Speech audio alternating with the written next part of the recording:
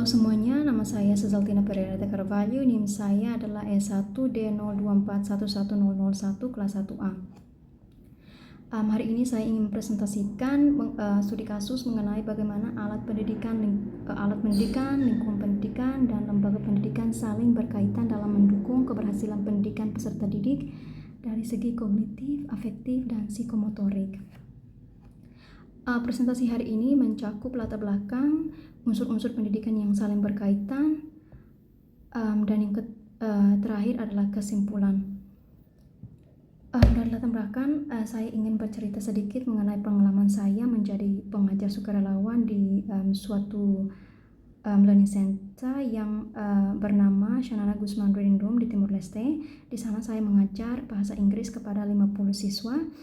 Saya melihat bahwa keberhasilan mereka dalam belajar bahasa Inggris tidak hanya ditentukan oleh kemampuan guru dan bahan ajar, tetapi ditentukan juga oleh alat pendidikan, lingkungan pendidikan, dan lembaga pendidikan yang saling berhubungan. Ketiga unsur ini berperan penting dalam mendukung perkembangan siswa dari segi kognitif, afektif, dan psikomotorik. Keterkaitan antara alat pendidikan, lingkungan pendidikan, dan lembaga pendidikan penting karena ketiganya saling mendukung dalam menciptakan proses belajar yang efektif. Di sini ada unsur-unsur pendidikan yang saling berkaitan. Yang pertama adalah alat pendidikan, lingkungan pendidikan, dan juga lembaga pendidikan. Alat pendidikan adalah instrumen yang digunakan untuk memudahkan proses belajar. Berdasarkan pengalaman mengajar saya, ketika saya mengajar, saya menggunakan berbagai alat seperti visual aid, auditory aid, dan kinesthetic aid karena saya percaya bahwa di suatu kelas ada different learning styles untuk memudahkan para peserta didik untuk bisa memahami apa yang dijelaskan. Maka integrating berbagai alat seperti visual aid, auditory, dan also kinesthetic aid membantu sekali para pelajar untuk bisa mengerti mengenai tentang kosakata, tentang tata bahasa, dan juga pelafalan.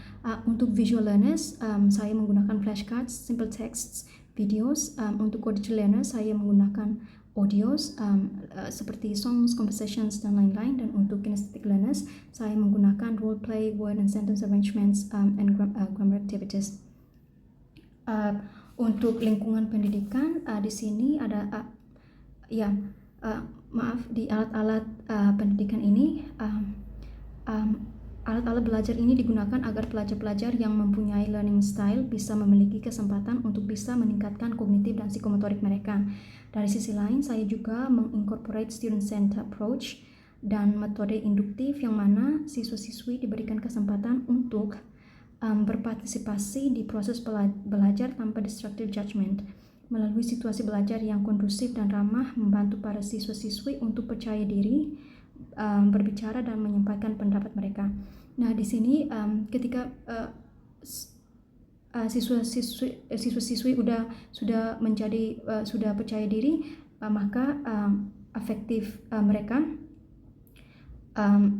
sudah ada perkembangan. Tidak hanya itu saja, situasi yang kondusif dan ramah mengajarkan para siswa untuk menjadi afektif dalam mendengarkan teman mereka menyampaikan ide-ide tanpa judgment. Untuk lingkungan sosial dan budaya di tempat saya bekerja dulu cukup sangat bagus dan berpengaruh karena di lingkungan sosial para fasilitator dan peserta didik sangat akrab, dan dari interaksi ini mendorong siswa dan pelajar dan fasilitator untuk bisa berinteraksi sehingga bahasa yang dipelajari dapat dipraktikkan melalui komunikasi bentuk lisan. Dan untuk lingkungan budaya di tempat saya bekerja juga cukup bagus karena para siswa dan siswa-siswi dan juga fasilitator mereka berinteraksi dengan baik, dan dari interaksi ini mengajarkan siswa-siswi untuk memahami penggunaan tata bahasa, penggunaan bahasa dan juga pemilihan kata. Contohnya ketika siswa dan siswi berbicara sama orang yang lebih tua atau posisinya di atas mereka, maka penggunaan bahasa tidak sama seperti penggunaan bahasa ketika mereka berbicara sama teman sebaya mereka.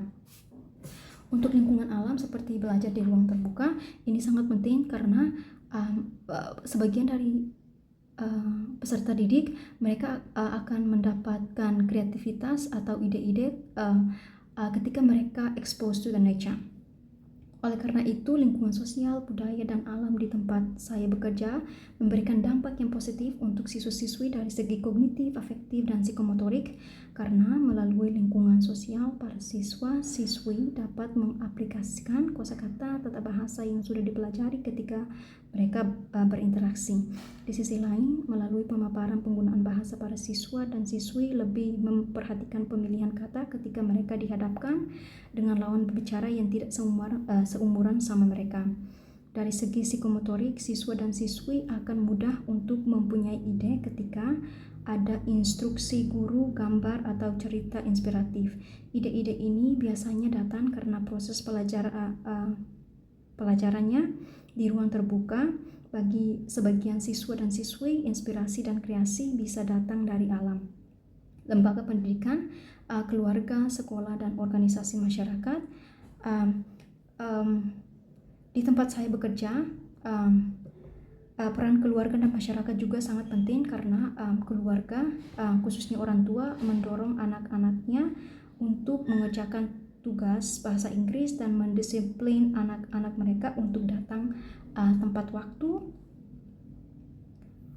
Dan yang kedua adalah organisasi masyarakat, komunitas lokal atau NGO lain mendukung kegiatan literasi dengan menyumbangkan buku dan alat tulis. Dampak kognitif terhadap peserta didik adalah berkembang pengetahuan mereka melalui sumber buku yang didonasikan. Dari segi afektif, siswa merasa sangat termotivasi untuk belajar karena dapat dukungan dari orang tua mereka, komunitas lokal, dan NGO. Melalui support dari orang tua, komunitas lokal,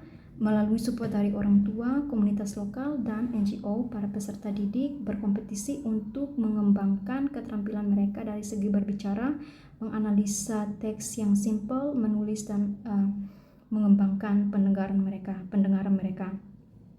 Kesimpulannya adalah keberhasilan pendidikan tidak dapat dipisahkan dari hubungan antara alat pendidikan, lingkungan pendidikan, dan lembaga pendidikan. Ketiga unsur ini harus dikaitkan satu sama lain untuk mengembangkan pengetahuan atau kognitif, menumbuhkan sikap positif, afektif, dan meningkatkan keterampilan psikomotorik peserta didik. Dengan dukungan yang harmonis dari semua unsur tersebut, peserta didik dapat berkembang menjadi individu yang cerdas, berkarakter, dan terampil dalam menghadapi tantangan masa depan. Saya kira ini presentasi saya. Akhir presentasi saya, terima kasih atas attention-nya.